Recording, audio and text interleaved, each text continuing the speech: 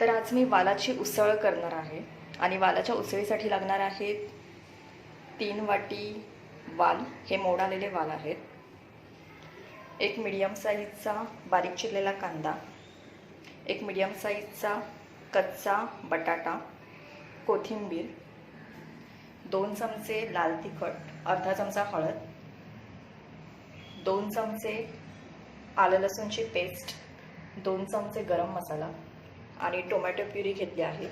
ही एका टोमॅटोची प्युरी मी बनवलेली आहे। तर आता आपण कृतीकडे वळूया।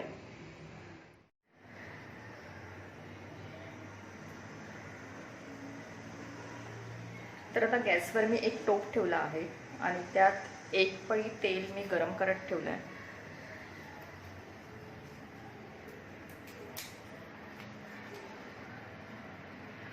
त्यात मी तमालपत्र टाकते।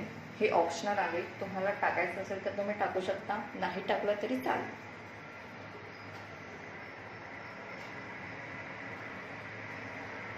बारीक चिरलेला कांदा,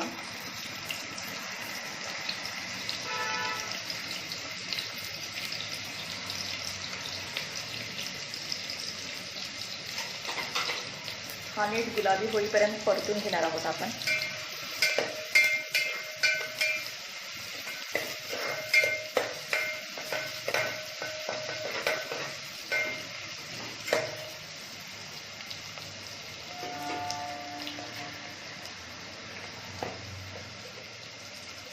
चिमूटभर मीठ टाकते म्हणजे कांदा लवकर शिजेल।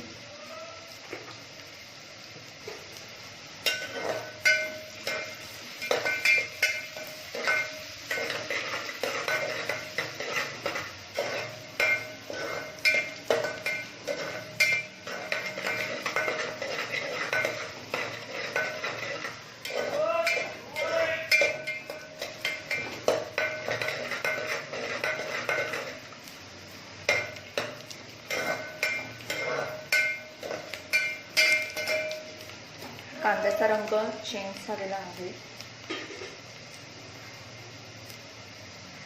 त्यात आता मी आलं लसूणची पेस्ट टाकते।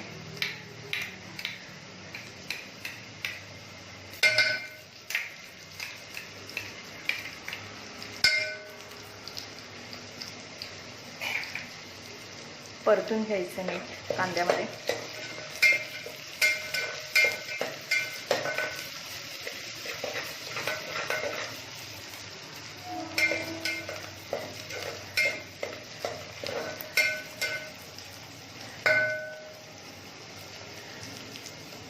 यात आता लाल तिखट आणि हळद,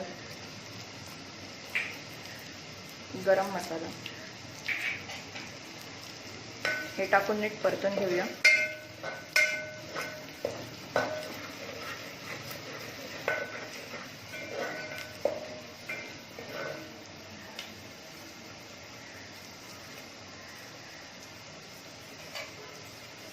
आता मी टोमॅटोची प्युरी घालते।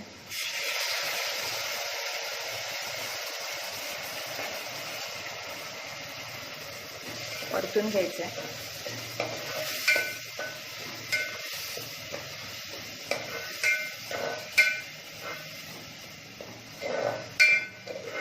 टोमॅटो नीट शिजायला द्यायचा आहे आता।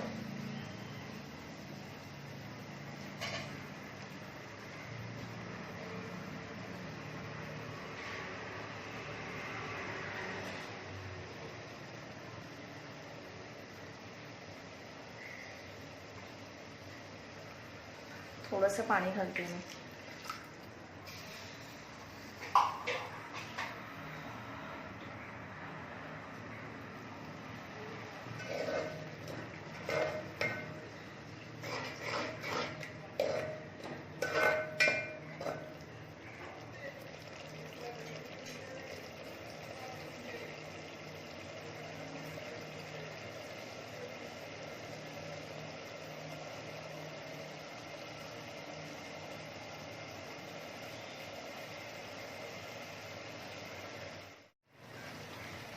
तर आता एक 3 मिनटं झाली आहे। टोमॅटो नीट शिजला आहे आणि आपली ग्रेव्ही रेडी आहे। यामध्ये मी आता कापलेले बटाटे टाकते।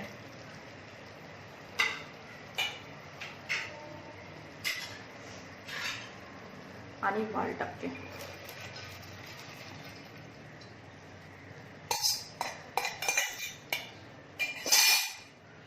हे नीट परतून घ्यायचं आहे ग्रेव्हीमध्ये.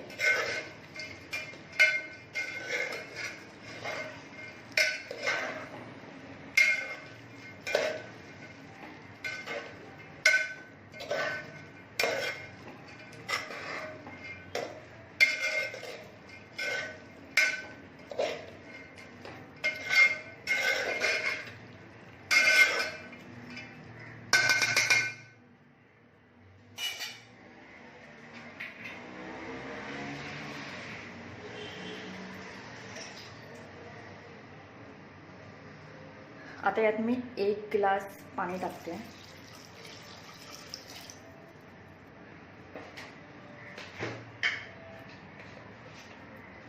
चवीपुरतं मीठ टाकायचं आहे.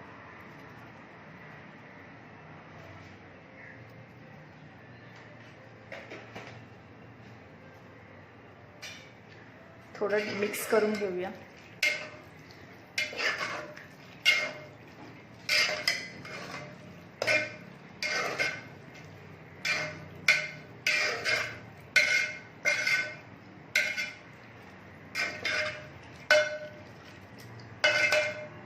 आता हे वाल आणि बटाटा शिजेपर्यंत आपल्याला मीडियम गॅसवर हे झाकण लावून ठेवायचं आहे. एक साधारण 15 मिनिटं ठेवूया. वालाच्या उसळीचा सुगंध सगळीकडे दरवळतोय, तर आता मी झाकण काढते.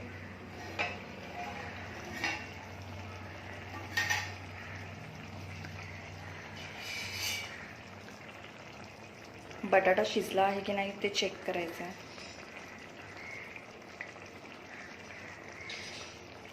येस, बटाटा शिजलेला आहे आणि आपली भाजी रेडी आहे. तर आता मी वालीच्या उसळीमध्ये कोथिंबीर घालते.